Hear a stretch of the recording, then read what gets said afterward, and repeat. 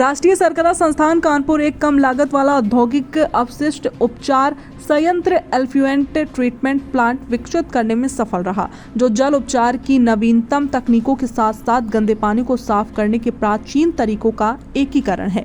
जल सजग नामक प्रणाली को प्रोफेसर नरेंद्र मोहन निदेशक की देखरेख में रिसर्च फेलो नीलम चतुर्वेदी, सुधांशु मोहन वैज्ञानिक अधिकारी द्वारा विकसित किया गया। राष्ट्रीय सरकरा संस्थान कानपुर के निदेशक प्रोफेसर नरेंद्र मोहन ने बताया, पिछले 5 वर्षों से चीनी उद्योग के अपशिष्ट जल के शुद्धिकरण के लिए कई तकनीकों पर काम कर रहे थे, ताकि ऐसे अपशिष्ट उपचार संयंत्र एल्फ्लुएंट ट्रीटमेंट प्लांट विकसित किए जा सके, जो प्रदूषण भार में भिन्नता होने पर भी केंद्रीय और राज्य प्रदूषण नियंत्रण बोर्ड के मानदंडों के अनुसार औपचारिक जल उपलब्ध करा सकें एवं जिसकी स्थापना व परिचालन लागत कम हो। विकसित तकनीक के बारे में बताते हुए उन्होंने कहा कि प्राथमिक उपचार रेत और बजरी वाले इनोवेटिव डीप ब्रेड फिल्टर, जिसकी सबसे ऊपरी परत पर टाइफा और कोराई जैसे कुछ जलीय पौधों के साथ वर्मिक्यूलाइट, जो प्रदूषकों को हटाने की क्षमता रखता है, के माध्यम से होता है। वहीं द्वितीयक उपचार जलकुंभी का उपयोग करके फाइटो रेमेडिएशन तकनीक पर आधारित होता है। रंग और अभी भी बचे कुछ अन्य प्रदूषकों को हटाने के लिए द्वितीयक उपचार इकाई से निकलने वाले पानी को चीनी कारखानों से प्राप्त खोई का उपयोग करके स्वदेशी रूप से विकसित एक्टिव बायो 4 बेड के माध्यम से फिल्टर किया जाता है। इसके उपरांत रासायनिक ऑक्सीजन मांग, सीओडी, जैविक ऑक्सीजन मांग, बीओडी एवं कुल घुलनशील ठोस TDS आदि प्रदूषकों को काफी हद तक हटाया जा सकता है, जिससे ये पानी ताजे पानी के रूप में उपयोग के लिए उपयुक्त हो गया। इस प्राप्त पानी को रिवर्स ऑस्मोसिस RO प्रणाली से गुजारने पर पीने योग्य बनाया जा सकता है। नरेंद्र मोहन ने बताया कि बाहर चीनी कारखानों से अपशिष्ट के नमूने एकत्रित कर ये प्रयोग किए गए, जिनमें उपचारित जल में COD, BOD और TDS की मात्रा लगभग 0 से 10 ppm और 28 से 49 ppm पाई गई, जिसमें कोई माइक्रोबियल विकार नहीं था और न ही क्रोमियम, आर्सेनिक, सीसा और कैडमियम आदि जैसे भारी धातुओं की उपस्थिति थी। औपचारिक पानी में लगभग 3 महीने तक रखने के बाद भी कोई गंध या स्वाद परिवर्तन नहीं आया। नीलम चतुर्वेदी ने बताया कि हमने पानी के नमूनों का अन्य प्रतिष्ठित प्रयोगशालाओं से भी विशेषण कराया। इससे अपशिष्ट जल उपचार प्रणाली का प्रशिक्षण अन्य उद्योगों से प्राप्त दूषित जल पर भी किया गया और पाया गया कि इसका खाद्य प्रसंस्करण और कई अन्य उद्योगों में प्रभावी ढंग से उपयोग किया जा सकता है।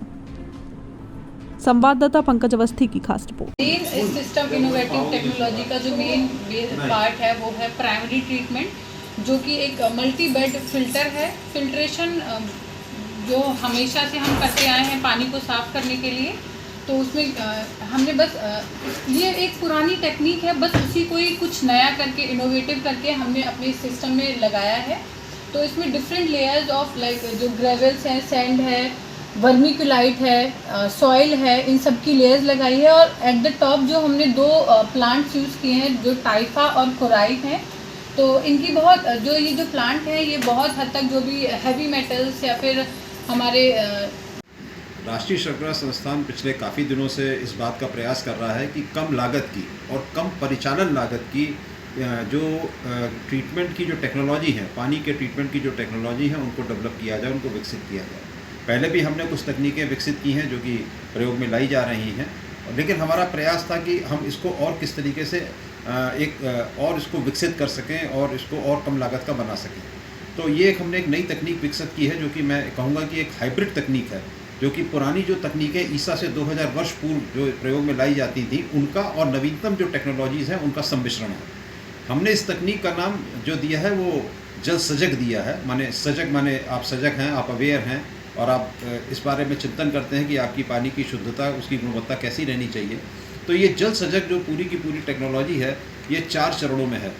सबसे इसका मुख्य बिंदु और सबसे मुख्य जो मैं कहूँगा कि इसका जो यूनिट ऑपरेशन है, वो इसका बायो फिल्टर है। एक बायो फिल्टर भी नहीं है, एक इनोवेटिव बायो फिल्टर है, जिसमें कि फिल्ट्रेशन के साथ साथ हमने फाइटो रेमेडिएशन प्रिंसिपल का भी उपयोग किया है।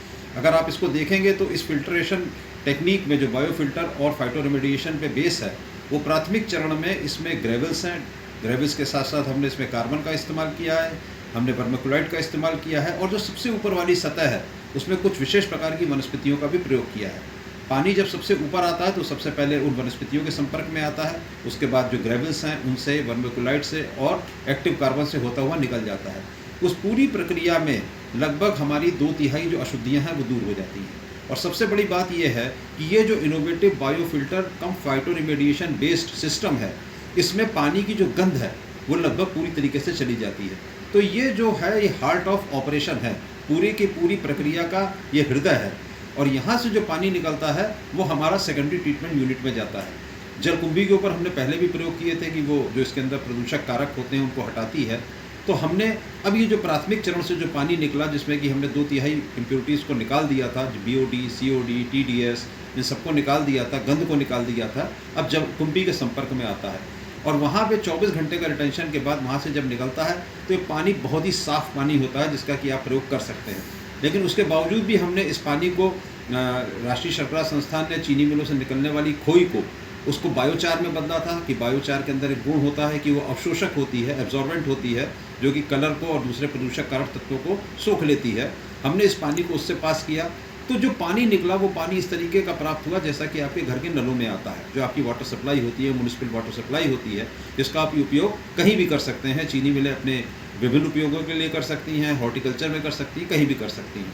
लेकिन आज एक आम व्यक्ति बहुत ज़्यादा कि ऐसा तो नहीं है कोई ख़राब पानी में कुछ चीज़ ऐसी है, बोतल बंद पानी पीता है, तो हमने इसके लिए इसको UV से इसको हमने RO से पास किया। तो रिवर्स ऑस्मोसिस टेक्निक से पास करने के बाद जो पानी मिला, वो पानी जो बोतल बंद पानी मिल रहा है बाज़ार में, उसकी गुणवत्ता उससे भी बेहतर थी और या कह सकते हैं समतुल्य तो थी ही थी। तो एक उच्च गुणवत्ता का पानी हमने प्राप्त किया। सबसे मुख्य बिंदु इस पूरी प्रक्रिया का ये है कि ये पूरी की पूरी प्राकृतिक है, जिसमें कि केमिकल्स का कोई प्रयोग नहीं किया गया है। और इसकी जो लागत है इसलिए भी कम है क्योंकि इसमें आप अगर पूरी प्रक्रिया को देखें तो ऊर्जा का खपत बिल्कुल कम है और मैन पावर की रिक्वायरमेंट या मानव शक्ति की जो ज़रूरत है वो भी बहुत कम है। तो एक कम लागत की एक तकनीक है और हमने इसके परीक्षण करने के बाद इसके पानी को कई जगह विश्लेषण के लिए भेजा, खुद भी किया। तो जब आप इसको देखेंगे तो इसमें BOD और COD जो मुख्य बिंदु हैं वो 99% से भी अधिक जो है वो दूर कर दिए गए और इसमें कोई भी किसी भी तरीके के हैवी मेटल्स जो है वो नहीं मिले। 3 महीने रखने के बाद भी इस पानी के अंदर कोई भी परिवर्तन नहीं आया, ना तो इसका टेस्ट खराब हुआ, ना इसमें किसी भी तरीके की दुर्गंध। क्या शर्करा संस्थान इस पानी का उपयोग मार्केट के लिए भी करने के लिए इच्छुक रहेगी? देखिए, हमारा काम है तकनीकी को विकसित करना और इसको आगे ले जाने का काम जो है वो उद्योग का है।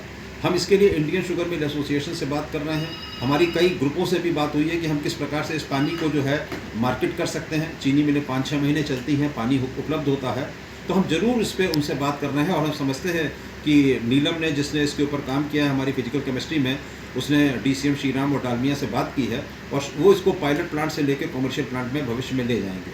हम इसका पेटेंट भी शीघ्र ही दाखिल करेंगे।